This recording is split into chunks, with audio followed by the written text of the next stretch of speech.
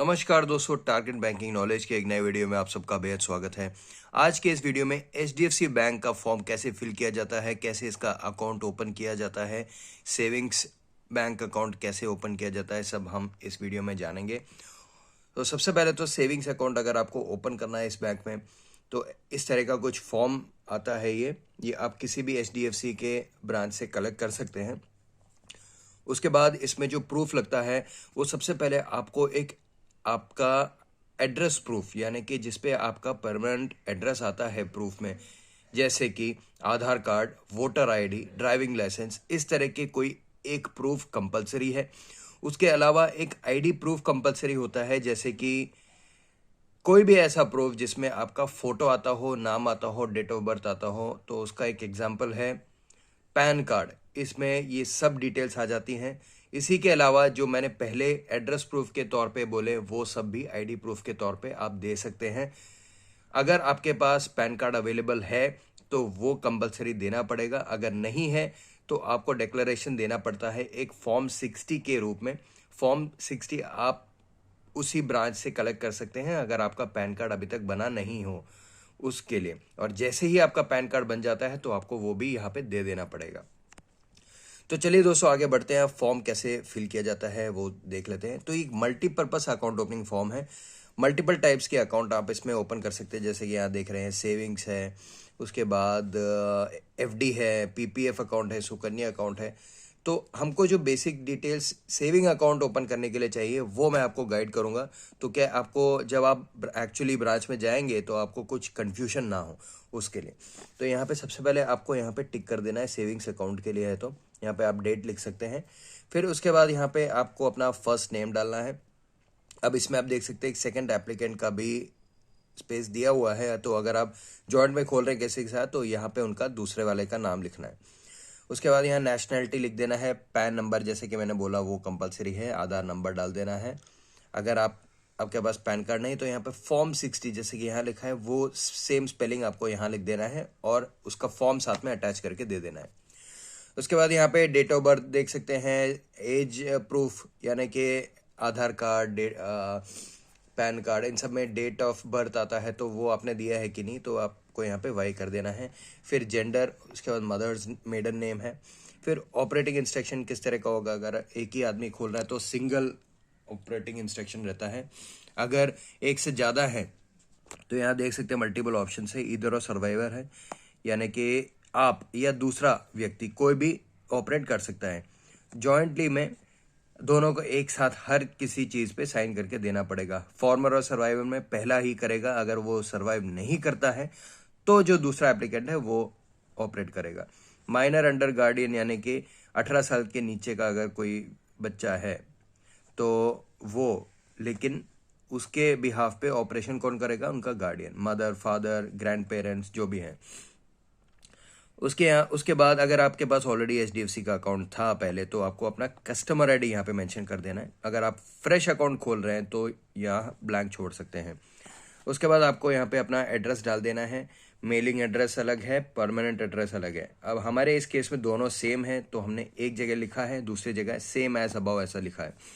लेकिन अगर आपका दोनों अलग है, यानी कि आप जहाँ पे अभी फ़िलहाल रह रहे हैं वो परमानेंट एड्रेस से अलग है, तो दोनों आपको अलग अलग मेंशन करना है। साथ में ही मेलिंग एड्रेस यानी कि अभी जहाँ पे आप रह रहे हैं उसका आपको एक प्रूफ लगा के देना पड़ेगा, जैसे कि लाइट बिल हो गया, गैस बिल हो गया। हो सकता है आपके पास कुछ ऐसा परमानेंट प्रूफ नहीं हो उसका, तो इसी वजह से यूटिलिटी बिल्स जैसे कि मैंने बताया, लाइट बिल, गैस बिल, ये सब आप लगा के दे सकते हैं साथ में, लेकिन प्रूफ देना कंपलसरी है। उसके बाद यहाँ पे सेकेंड एप्लीकेंट का भी मांगा गया है तो वो आप छोड़ सकते हैं अगर सिंगल में खोल रहे हैं तो।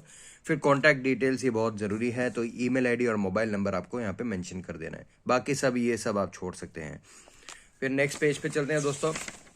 नेक्स्ट पेज में थोड़ी और बेसिक डिटेल्स आपसे पूछी गई है, जैसे कि आपका ऑक्यूपेशन क्या है, तो यहाँ पे हमने सैलरी लिखा है। आप देख सकते हैं आपके हिसाब से जो सही बैठ रहा है वो चीज़ आप टिक करिए।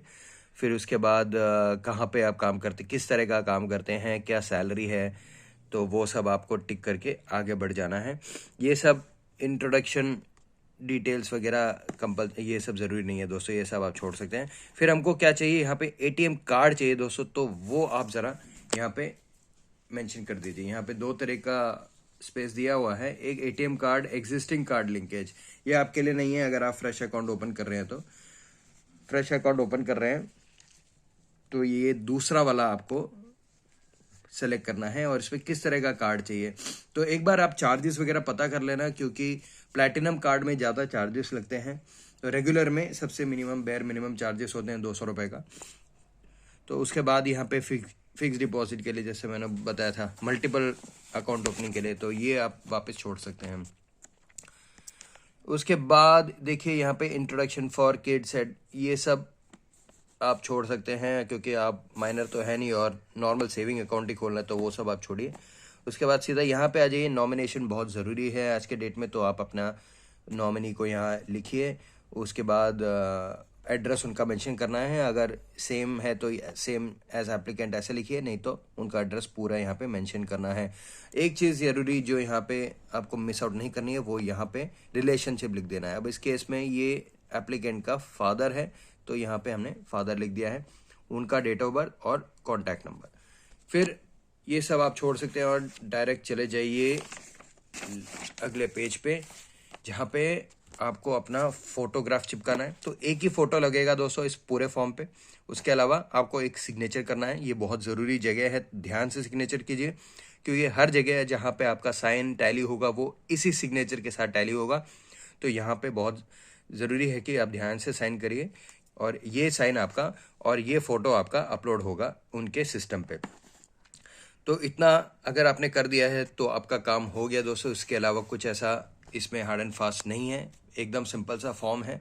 इसके अलावा अगर आपको कुछ फॉर्म दिया जाता है बैंक से, तो ज़रूर पूछिए ये किस चीज़ के लिए है, क्योंकि आजकल बहुत ऐसा हो रहा है कि बैंक्स जो है, मैं इस बैंक की बात नहीं कर रहा, इन जनरल काफ़ी बैंक्स जो है बिना बताए कई सारे फॉर्म्स अटैच करके दे रही है अकाउंट ओपनिंग फॉर्म के साथ में, और जब कस्टमर उसको साइन करके दे देता है तो बाद में पता लगता है उसका बैलेंस कट होना चालू हो रहा है। जब जाके इंक्वायरी होती है तो पता लगता है कि कई सारी जो स्कीम्स जो बैंक्स को एज टारगेट दिए जाते हैं, वो भी साथ में अटैच करके दे देते हैं without consent of the customer.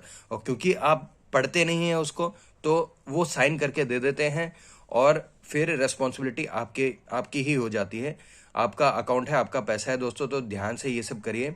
इसके लिए ये बेसिक फॉर्म है। इसके अलावा अगर आपको किसी भी बैंक में, मैं एचडीएफसी की बात नहीं कर रहा, किसी भी बैंक से अगर आपको कुछ एक्स्ट्रा फॉर्म्स आपको दिख रहे हैं, तो ज़रूर एक बार आप मेरे को किसी भी वीडियो के कमेंट सेक्शन में जाके पूछ सकते हैं, मैं आपको बता दूंगा क्या वो ज़रूरी है कि नहीं, ठीक है ना। और मैंने ऑलमोस्ट सभी बैंक्स के अकाउंट ओपनिंग प्रोसेस डाल रखे हैं अपने चैनल पे, तो आप ज़रूर उसको एक बार देख लीजिए, क्योंकि आपके साथ कोई ऐसा चीटिंग नहीं होना चाहिए। कुछ और आपको अगर जानने की इच्छा है तो मेरे को आप किसी भी वीडियो के कमेंट सेक्शन में पूछ सकते हैं, मैं आपकी ज़रूर हेल्प कर दूंगा। आप अगर मेरे चैनल से जुड़े हैं काफ़ी टाइम से, तो आपको ये पता भी होगा कि मैं आप किसी भी तरह की बैंकिंग समस्या हो उसका मैं आपको सोल्यूशन देता हूँ। तो धन्यवाद दोस्तों।